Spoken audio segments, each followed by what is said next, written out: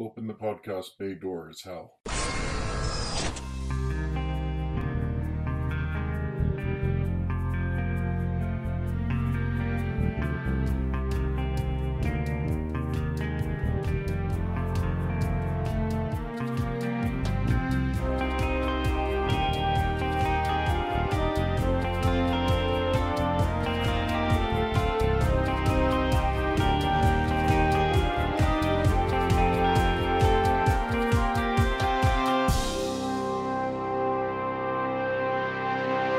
Hello everyone, and welcome to a very special episode of Welcome to Geektown, available as a podcast as normal or on YouTube.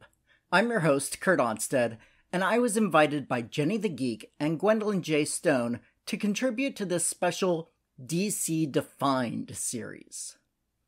When asked to participate and come up with the one story or moment that defined DC for me, the choice was simple. Although I grew up on a steady diet of The Adventures of Superman and the Batman TV show, in syndication, I'm not that old, as well as watching Super Friends on Saturday morning, when I got into comics, it was through Marvel and not DC. I bought the Death and Return of Superman, because if you were buying comics at all at that point, you pretty much had to. But it wasn't until a few months later that I really started branching out to check out the rest of the DC universe. And thus for me, the return of Barry Allen is DC defined. Again, being interested in superheroes from a young age, I knew The Flash a little from the Super Friends cartoon, as well as the CBS series starring John Wesley Shipp in the early 90s. And from basically geek osmosis, I knew that while the live-action Flash I had met was Barry Allen, that character had died in the comics during the epic Crisis on Infinite Earths storyline, and that the current comic book Flash was Wally West. If you need a primer on Crisis and some of the other DC reboots, check out episode 1 of my podcast, available in any podcast aggregator as well as on YouTube. So when I saw the upcoming Flash storyline was called The Return of Barry Allen, my curiosity was piqued. While there were a couple of panels in issue 72 leading up to this that teased a major storyline ahead, the tale truly begins on the final page of issue 73, when, during a holiday celebration, a knock on the door is revealed to be none other than Barry Allen, the Silver Age Flash. In issue 74, Barry tells us what he remembers of how he got here, which is not much, but a ring scan from guest Hal Jordan, aka Green Lantern, lets Wally know that what Barry is telling them is the truth. Wally is still somewhat suspicious, however, until the end of this issue when Barry finally goes to visit the grave of his wife and Wally's aunt, Iris. In a touching scene, the two Flashes really reconnect over their shared love. In the meantime, Wally is also dealing with the rise of a new criminal syndicate in the area known as the Combine. With advanced tech available to them, they are a definite challenge for a single Flash, but with help from Barry, as well as Jay Garrick, the Golden Age Flash, Wally is ready to storm the warehouse a tip has led them to believe the Combine is hiding in, and take them on directly. During the ensuing melee, a blast destroys a nearby wall, burying Wally in rubble, prompting the tank driver to claim that the Combine have killed the Flash. Barry, hearing this, flies into a rage. Everyone assumes this is because Barry wants revenge for the apparent death of his former sidekick. However, Wally hears something different when he recovers and frees himself from the wreckage. Over the din, when he gets closer, he can hear the true source of Barry's rage. "I'm the Flash! Do you understand me, punk? I'm the Flash!" Wally does his best to put this disturbing moment aside, wanting to believe the best of his mentor. When he finally gets a lead on the Combine's headquarters, he and Barry go together, but end up in a trap left specifically for them. A slowly shrinking force field that even Barry, with his superior speed, can't vibrate his way through. However, the younger Flash comes up with a plan. Barry jumpstarts Wally's hand on a vibration, as Wally is not able to start one on his own. Then, Barry moves to a different frequency, and the force field is not able to deal with both at once, allowing Barry to escape. This also damages the field enough that Wally's vibrating hand now gets through. He asks Barry to help him vibrate the rest of his body through the force field, and this is when things get truly dark. Barry accuses his protege of trying to usurp the Flash name. He promises to punish Central City for forgetting him and leaves Wally to die, still mostly trapped inside the force field. Wally does hold the vibration, though, and moves it through his body, allowing him to escape. Wally allows most of the world to believe he's died, first telling only his girlfriend Linda, and after a brief moment of self-pity, picks himself back up again and tries to figure out why Barry is acting the way he is. He ends up back at the alley where Barry first reappeared and discovers a book that had been left behind that ends up providing all the evidence he needs to discover what really happened, although the audience doesn't get that reveal until later. In the background of all of this, Jay has been seen recruiting other Golden Age speedsters, as he also sensed something was off with Barry, and wanted backup in case it went as bad as he suspected it might. Johnny Quick is the first recruit, a former All-Star Squadron member and current motivational speaker / corporate head. And the next is a character named Max, who both Johnny and Jay look up to. Often referred to as the Zen Master of Speed in future appearances, this is the first modern appearance of Max Mercury, a reinvention of a 1940s National Comics character named Quicksilver. Writer Mark Waid changed his name to avoid legal issues with Marvel's Speedster. After a brief battle between these three and Barry at a construction site, the trio of Golden Age speedsters work with Wally, who had later revealed to Jay that he was still alive, trying to get him to be able to match speed with Barry. Johnny tries to teach Wally the mathematical formula that powers Johnny's speed, but that doesn't seem to take. Max has a more psychological explanation for Wally's speed limit. He believes Wally is afraid to reach his former mentor's velocity, as that will be the moment that he truly replaces Barry.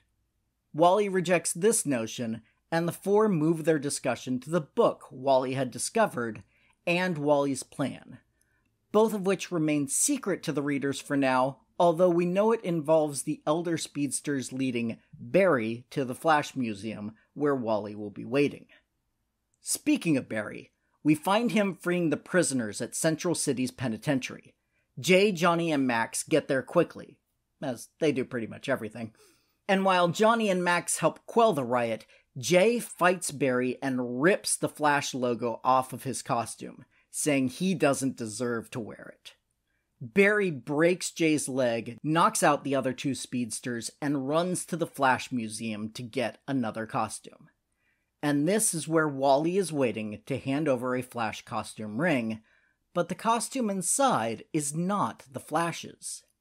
Instead, we finally get the reveal that Barry is actually Eobard Thawne, aka the Reverse Flash. Those of you who have listened to past episodes of my show will know that I love time travel stories, and this one's a doozy. See, from Wally's point of view, Eobard Thawne died in the past, having been killed by Barry Allen just a little bit before Crisis.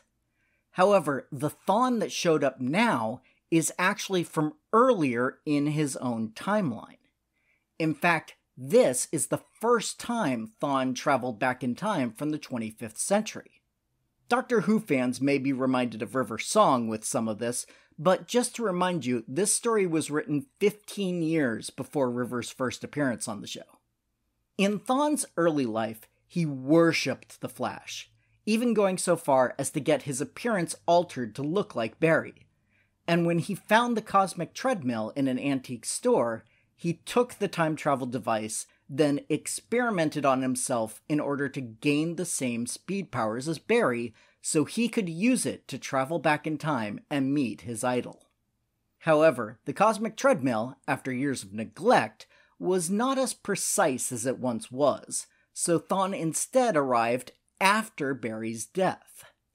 Deciding to visit the Flash Museum, he discovered a fact that had been lost to history, which is that he was Barry's hated enemy, the Reverse Flash, and was slated to die sometime in his future at the hands of his former idol. This, in addition to the rattling journey through time, broke Thawne, and he lost himself in a fantasy that he himself was Barry Allen.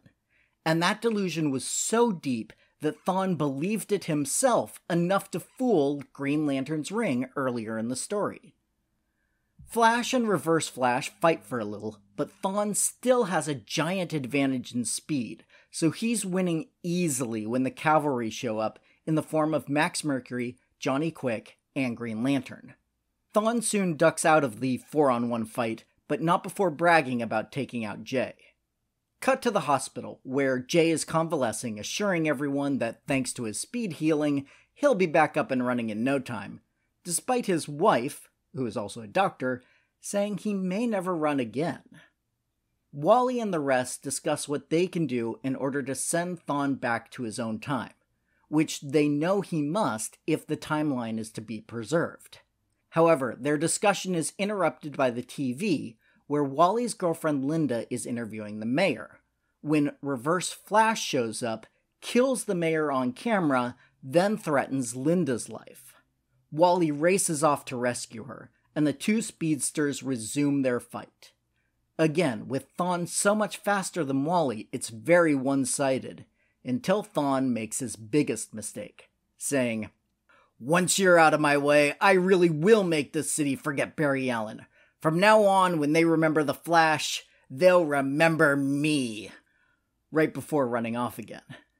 Wally realizes that yes, fear of replacing Barry has been holding him back, but as afraid as he is of replacing Barry, he's even more afraid of letting Thawne do it.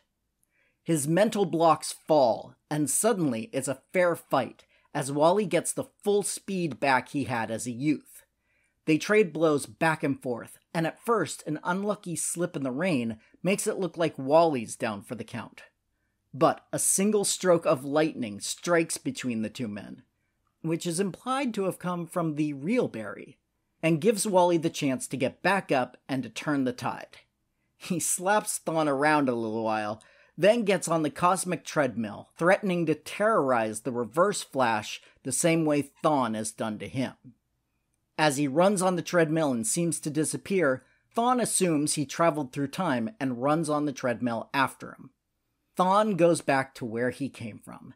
As it turns out, Wally had set the treadmill to 2460, the same year the Reverse Flash had come from, then jumped off and hid so quickly as to seem to disappear to even Thawne's eyes.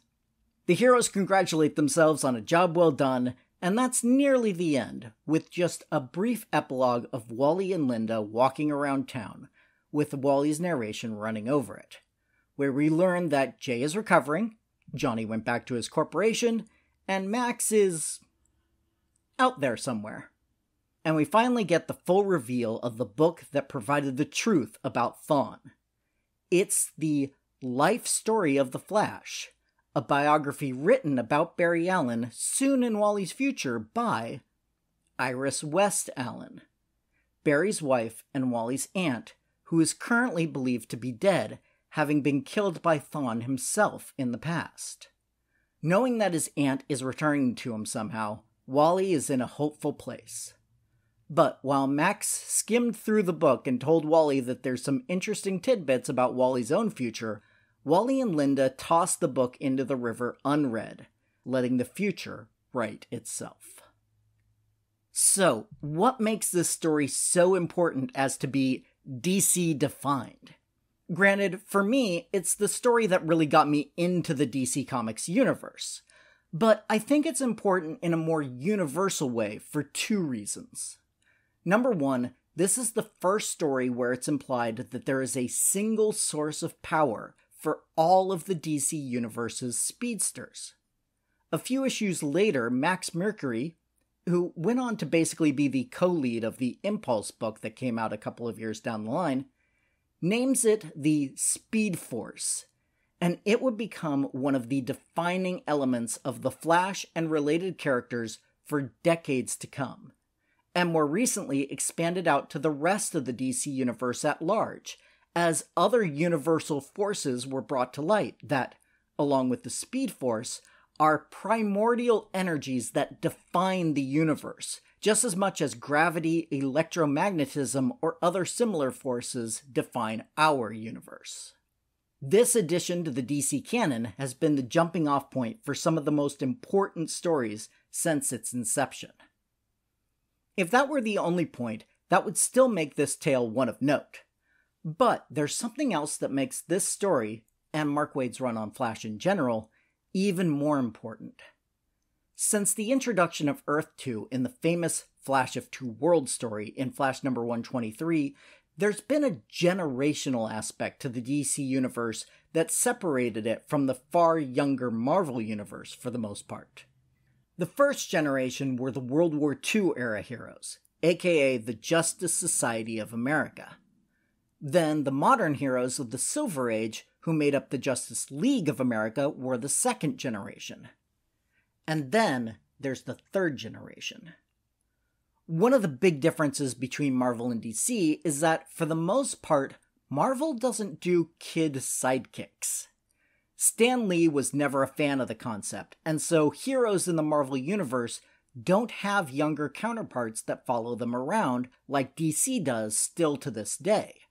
Robin, Speedy, Aqualad, and, most importantly for this discussion, Kid Flash were regular supporting characters for Batman, Green Arrow, Aquaman, and Flash respectively for decades.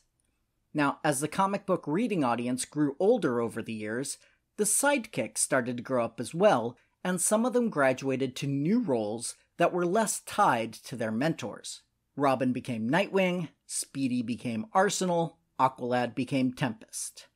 But in the aftermath of Crisis on Infinite Earths, Wally was the first of the kid sidekicks to actually take on the mantle of the hero that inspired and trained them. And this change stuck for years, with no sign that it would revert back. In the comics, Wally was the Flash. However, for the first few years, Wally wasn't all that likable. He was a womanizer, irresponsible with money, and generally had a chip on his shoulder. However, when Mark Waid took over, a lot of this changed. Wally, despite being an adult for years in the comics, finally grew up. And although he had worn the costume since 1986, this 1992 story is where Wally truly accepts that Barry is gone for good and that he is now the Flash. And with that mental block out of the way, Wally becomes a better person and a better hero. This story truly defined Wally West, who quickly became my favorite DC superhero. For all of these reasons and more, the return of Barry Allen is DC defined. Thanks again to Jenny the Geek and Gwendolyn J. Stone for the invite. Be sure to check out the rest of the DC Defined playlist, and if you want to join in the fun and tell us all your own DC Defined moment from comics, TV, film, or other media, reach out to them and get your own work added to the playlist. And if you enjoyed my work in particular, you can find a few of my early podcasts translated into video here on my YouTube channel. If I get enough views, I'll start back in on getting the rest up here. Or you can listen to all of Welcome to Geektown through Apple Podcasts, Spotify, or pretty much any other podcast aggregator. Links down in the description. Thanks to my listeners, and especially my patrons, who help keep the show running so that I can introduce more people to the show and tell them, welcome to Geektown. Population, us.